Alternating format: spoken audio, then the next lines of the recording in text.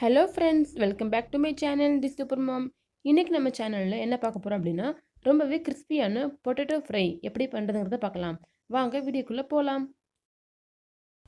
முதல்ல அடுப்பில் கடாய் வச்சு கொஞ்சமாக எண்ணெய் ஊற்றிக்கோங்க. எண்ணெய் காஞ்சதும் ஒரு 1/2 டீஸ்பூன் பெருஞ்சீரகம், அதாவது சோம்பு போட்டு லைட்டாக வறுத்துக்கோங்க. சோம்பு கொஞ்சம் லைட்டாக வறுத்ததுக்கப்புறம் அதில் ஒரு 4-5 பல் பூண்டை தட்டி போட்டு அதையும் லைட்டாக வறுத்துக்கோங்க. பூண்டை தோல் உரிக்காமல் அப்படியே சேர்த்துக்கலாம், ஒன்றும் ஆகாது. இப்போது நான் இது கூட 2 பெரிய சைஸ் உருளைக்கிழங்க இந்த மாதிரி குட்டி குட்டியாக கட் பண்ணி வச்சுருக்கேன். இப்போ அதையும் இதோட சேர்த்து நல்லா வறுத்துக்கலாம். நல்லா கலந்து விட்டுக்கோங்க. அதாவது அந்த உருளைக்கிழங்குல ஃபுல்லாக எண்ணெய் ஸ்ப்ரெட் ஆகிற அளவுக்கு நல்லா கலந்து விட்டுக்கோங்க. அப்போ தான் நமக்கு ஒன்றோட ஒன்று ஒட்டாமல் நல்லா உதிரி உதிரியாக வரும்.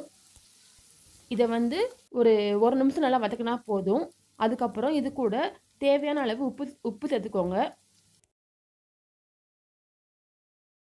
இப்போது இது கூட 1 ஸ்பூன் அளவுக்கு சாம்பார் பொடி சேர்த்துக்கலாம். இது கூட நம்ம வேறு எந்த ஒரு மசாலாவோ வேறு எதுவுமே ஆட் பண்ண போகிறது கிடையாது. வெறும் சாம்பார் பொடி மட்டும் போதும்.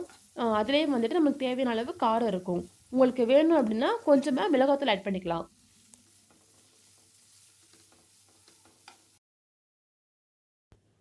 இதை நல்லா கலந்து விட்டுட்டு ஒரு 2 மினிட்ஸ் இந்த மாதிரி மூடி போட்டு வேக வச்சு எடுத்துக்கலாம். நம்ம உருளைக்கிழங்க நல்லா குட்டி குட்டியாக கட் பண்ணி போட்டுக்கிறதுனால ரொம்ப டைம் எடுத்துக்காது, சீக்கிரமே வெந்துடும்.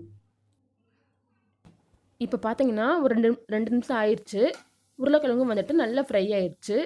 இது கூட நம்ம லாஸ்ட்டாக ஒரே ஒரு ஸ்பூன் அரிசி மாவு சேர்த்துக்கலாம். அப்படி அரிசி மாவு இல்லை உங்கள்கிட்ட அப்படின்னா அதுக்கு பதிலாக கடல் மாவு கூட ஆட் பண்ணிக்கலாம். இதை எதுக்காக ஆட் பண்ணுறோம் அப்படின்னா, அந்த அரிசி மாவு நல்லா வறுபட்டு நல்லா ஒரு கிறிஸ்பினஸ் கொடுக்கும்.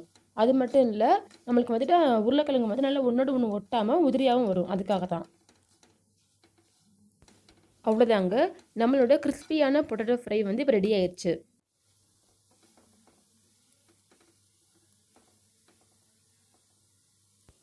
உங்களுக்கு பார்த்தாலே தெரியும் நல்லா எவ்வளோ கிறிஸ்பியாக இருக்குது அப்படின்னு. இது சாம்பார் சாதம், தயிர் சாதத்துக்கெலாம் நல்லா செம்மையாக இருக்கும். இதை நீங்களும் கண்டிப்பாக வீட்டில் ட்ரை பண்ணி பாருங்கள். ட்ரை பண்ணிவிட்டு எப்படி இருந்துச்சுன்னு கமெண்ட் பண்ணுங்கள். இந்த வீடியோ உங்களுக்கு பிடிச்சிருந்தா லைக் பண்ணுங்கள், ஷேர் பண்ணுங்கள், மறக்காமல் சப்ஸ்கிரைப் பண்ணுங்கள். தேங்க்ஸ் ஃபார் வாட்சிங்.